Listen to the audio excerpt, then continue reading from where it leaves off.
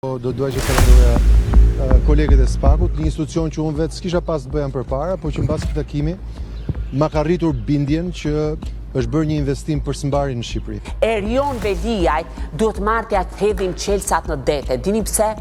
Asnjëri nga ju nuk ka shkuar te shtëpia Ardi Gjoklajt. Është coptuar trupi një fëmije duke mbledhur plera në landfillin e Sharrës.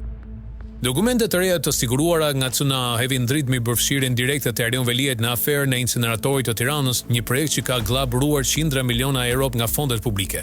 Sipas një materiali që ndodhet në dosjen e prokurorit Dritan Prençi, Veliaj, pa miratimin e Këshillit Bashkiak dhe pa konsultuar me bashkitë e tjera të qarkut, ka firmosur dokumente që angazhojnë financiarisht Bashkinë e Tiranës për një projekt 30 vjeçar me vlerë fidestare prej 128 milion eurosh.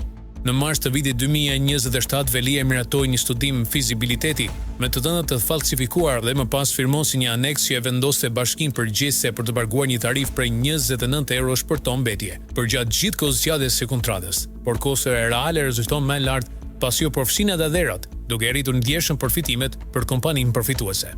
Megjithatë, inceneratori vijon të mos ekzistojë fizikisht, pagesat dhe angazhimet janë bërë. Për këtë projekt janë hetuar dhe ndëshkuar vetëm figurat të dorës së dytë, ndërsa postët kryesor si Mirel Mërtiri dhe Klod janë zoto përmes kompanive të tyre, jo vetëm përfituan miliona, por dhe ushtruan ndikim mediatik duke bler hapësira në media si Top Channel për të mbrojtur aferën.